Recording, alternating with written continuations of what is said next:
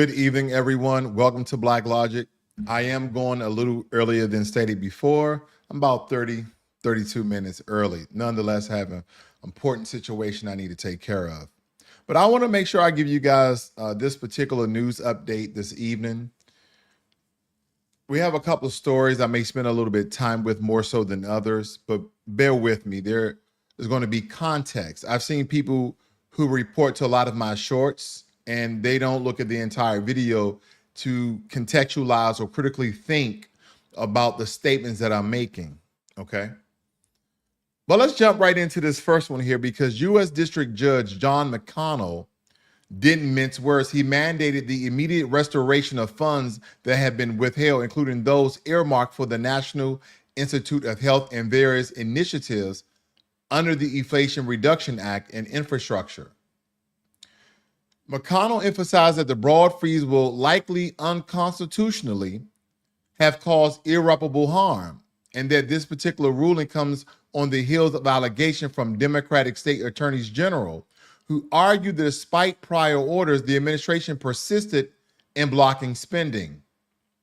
The administration, on its part, claims that the freeze was a measure to prevent fraud within these programs. However, the judge found the rationale lacking and even hinted a potential contempt charge against officials who defied this order.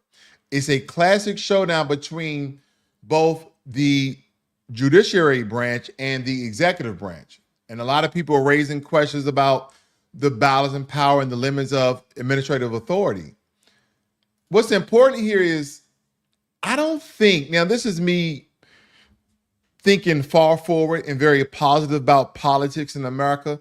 Are there some evildoers on both sides of the political sphere when we talk about Republicans and Democrats? I'm really not going to count independents. They really don't carry enough weight to win a presidency just yet.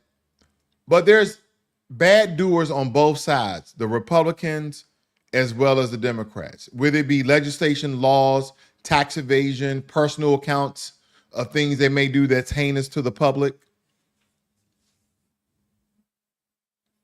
But when I look at how the government has been ran, the transparency in it, and what Deutsche is doing, in my opinion, on the most part, I agree with.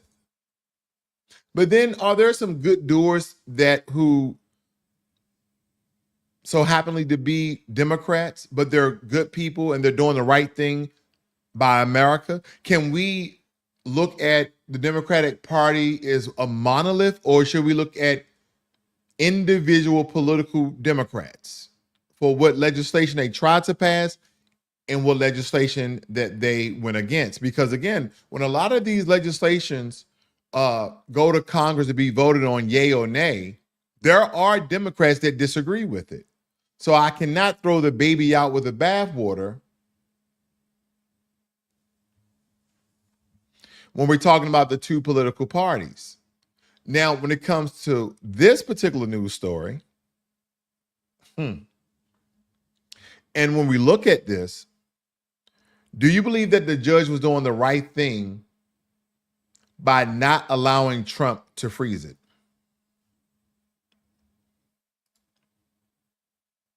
I want your thoughts on that when you guys have an opportunity.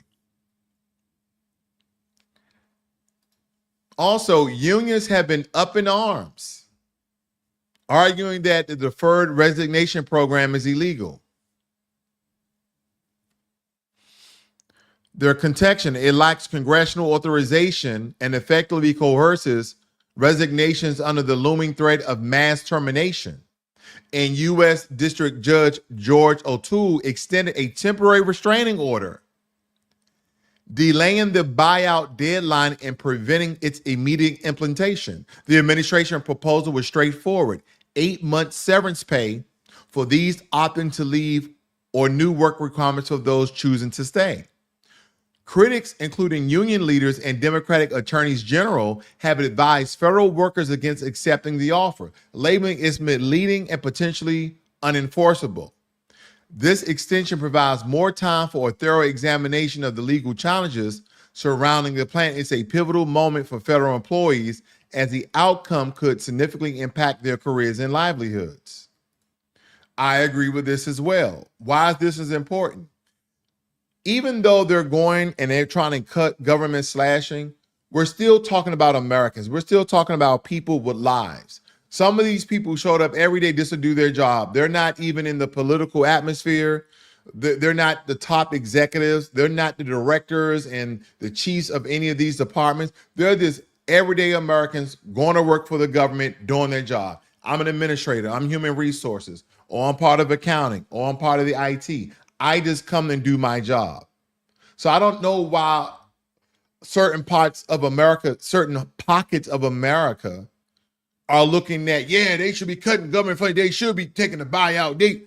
And I'm like, maybe you've never worked for the government, state government or federal government. But I don't think we're looking at the people. I don't think we're thinking about the people, and we should be thinking about the people. Him cutting and letting go, 40,000 people from a lot of these organizations for them to do this buyout. And 8 months is a nice severance pay, but kick them out before they're essentially even ready with the skills that they have and all their work, all their experiences in the government.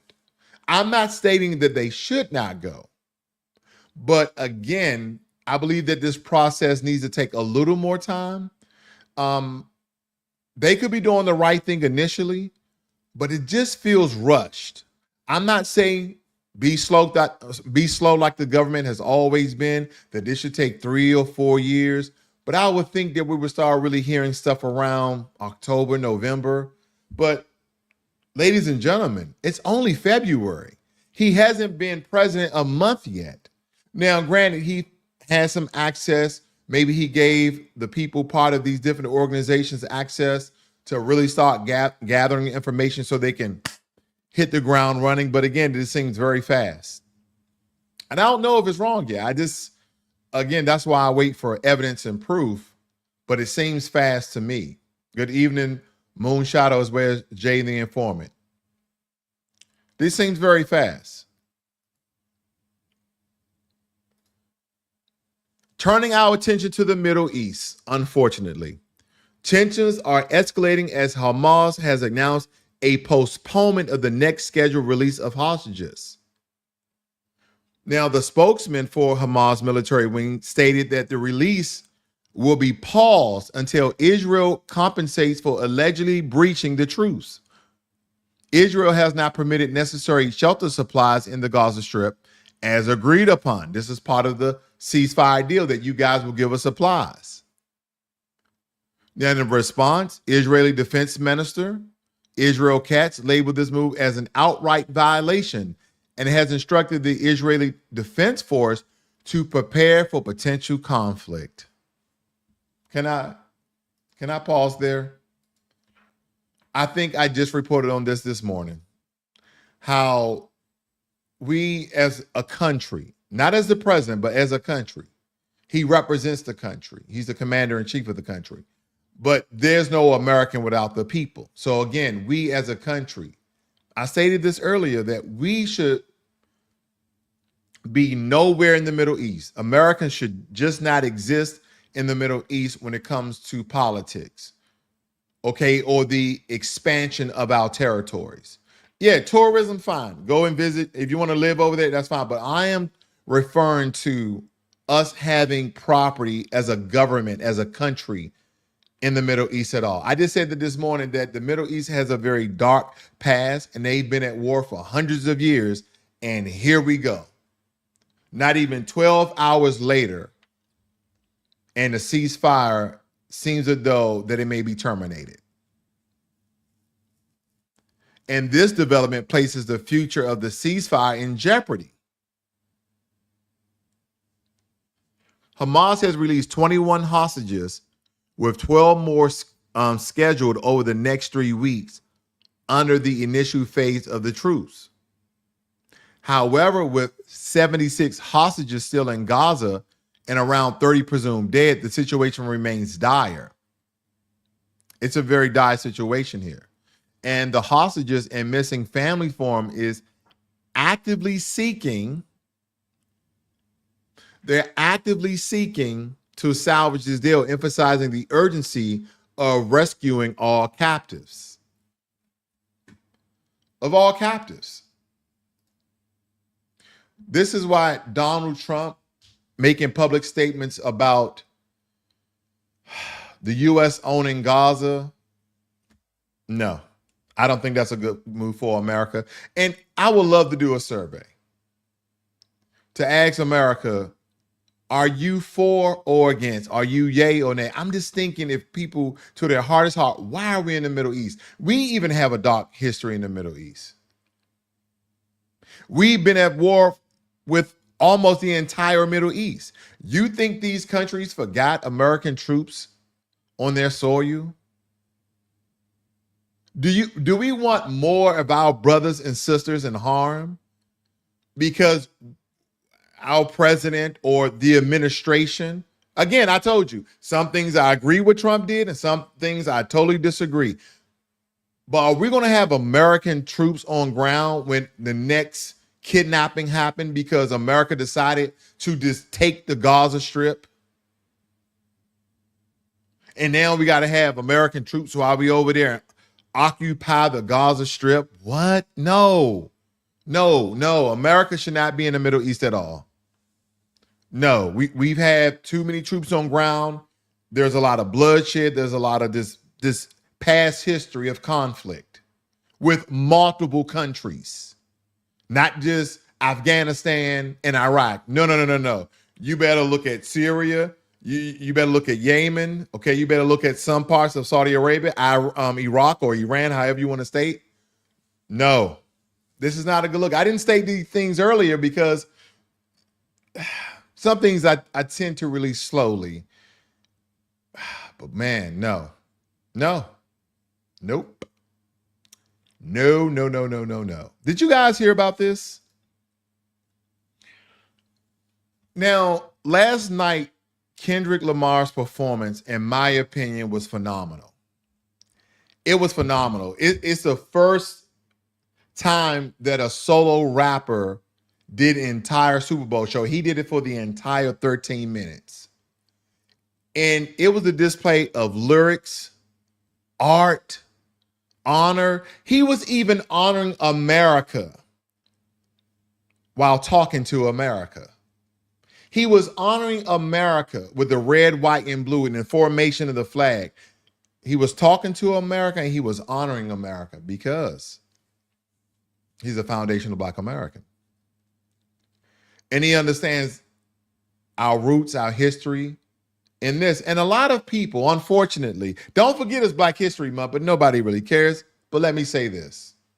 A lot of people, from what people are stating, the MAGA crowd, and I've made this distinction before, there's this really strong right-winged MAGA crowd that seems like they're white nationalists and they're on the border of white supremacy or white supremacist and white nationalists. But I can't deem all MAGA that because there's Black people who are MAGA.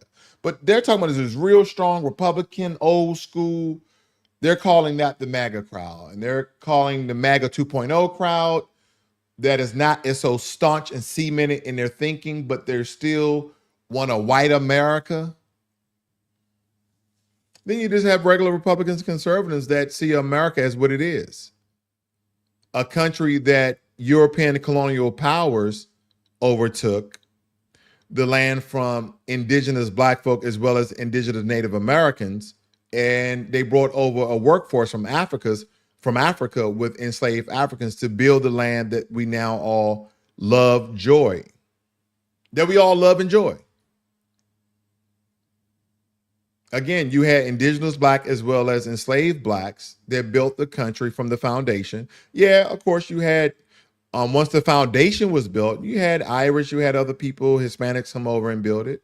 But when we're talking about the major infrastructure of America, that was built by Black folk, foundational Black Americans who history stems back probably before 1526. So again, when Kendrick Lamar is doing this revolutionary great depiction of art, there's people from certain crowds that wants to see just a white America, and that doesn't exist. White America doesn't exist by itself. And then let's get into the heart of the matter. Because the Super Bowl, football, and basketball, there's only really three major sports that black people are in America. In America, we have a lot of sports that we don't even know that they're sports. Remember the curling thing? We got into that. We saw, oh, that's pretty cool. We didn't know that was a sport. Till we saw the Olympics. There are still some things that people consider a sport that black people don't consider a sport because it's not physical. But again, there's three major sports that black people are in: football, basketball, and track. But for some reason, because, and again, this is my conjecture on this, maybe because Donald Trump showed up this time, that a lot of these so-called MAGA people were crying foul, and they were saying very defamatory, and I'm not going to say hate speech because they made sure not to mention his race, but they kind of talked around it. You know how you just beat around the bush, so to speak? But they stated that the performer was trash, and they just said a bunch of very hurtful things, which didn't hurt him, of course, because most people don't perform the Super Bowl more than once anyway, so I'm pretty sure he doesn't care. But here's the thing. America is just not white people. Like, why would you want to? I don't want to go to a certain, I don't want to lose people when I'm about to say what I'm about to say. So I'm going to bring it down just an octave. Football and basketball and track is majority black. That's only three sports. That's only three sports. You guys got swimming and baseball and hockey. Are there black people in that? Yeah, but they're not the dominant figure. They're not the depiction of those sports. And I only named a couple more. There's hundreds of soccer. I mean, there's all these sports that we have in America. Blacks only majority dominate three. I think maybe Hispanics dominate the baseball, but white people dominate everything else. Ultimate frisbee and polo and water polo. You guys have all of those sports. And when you guys have championships, there's white people singing the national anthem. There's white people doing the halftime show. But the problem with this is they're not as big as football and basketball and track. You know why? Because they want to see black people perform. Because we have some of the best athletes. I don't know who has better athletes. I just know we have more athletes in football, basketball, and track. And when I look at soccer and I look at hockey and I look at downhill skiing, I see predominantly white. Nobody says nothing about that. There's not a couple of black people saying, oh, that was trash. That was, oh man. Only because underlying, under the guise of nasty, defamatory comments, they beat around the bush, but we know what it's about. But just as a white person singing the national anthem or a black person doing the halftime show of the NFL, these are all good depictions of America. See, when people were looking at Donald Trump because he signed an executive order about DEI, the first thing they thought about is, good, we're going to stop seeing black people. And I keep saying it, and I'll beat the drum over and over again. According to the Department of Labor, the benefactors of the DEI initiatives in order has been white women, white men, Hispanics, Asians, LGBTQ, and then black people.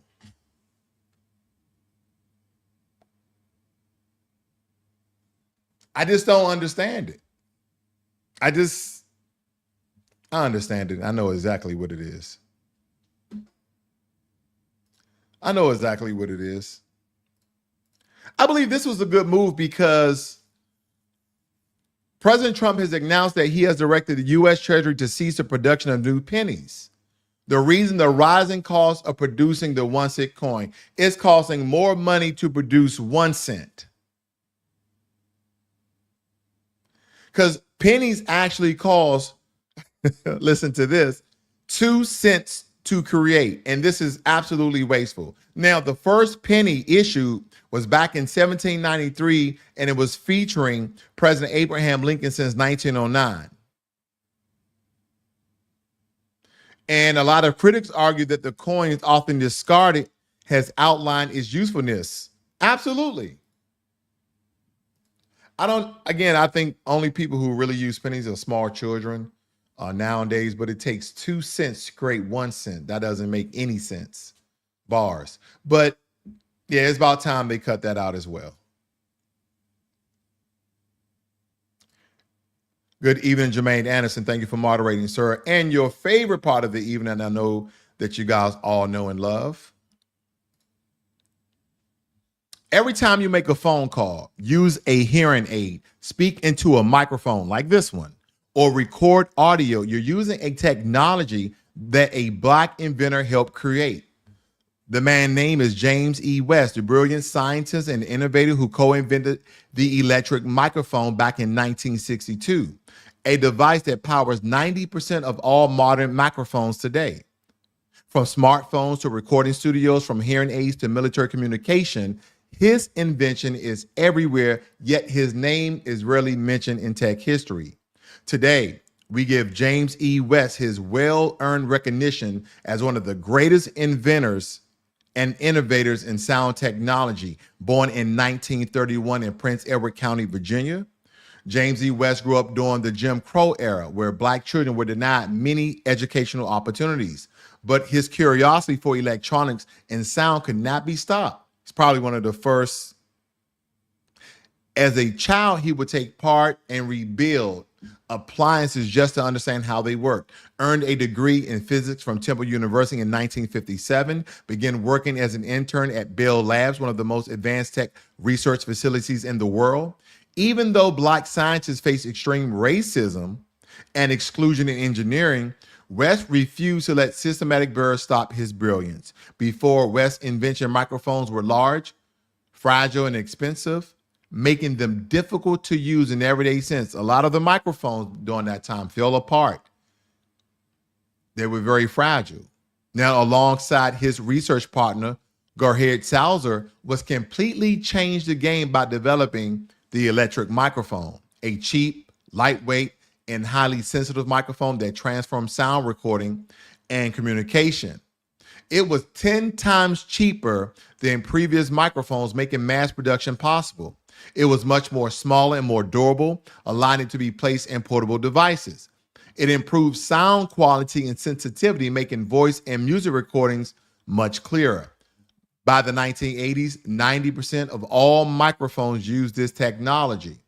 It is still the standard in microphones today, over 60 years later. West's inventions made possible mobile phones, recording studios, speakers and PA systems, hearing aids, cameras, and video production. Despite his game-changing intervention, West struggled against racism in the tech industry. He was denied leadership position at Bell Labs for years despite his brilliance. His contributions were often overshadowed in patent records. Like many inventors, his impact was nearly erased from mainstream history, but he persisted, eventually becoming one of the most respected scientists in audio technology. Guess he was the first audiophile. We didn't stop with just one invention. He continued breaking barriers. He holds over 250 patents in acoustics and sound technology.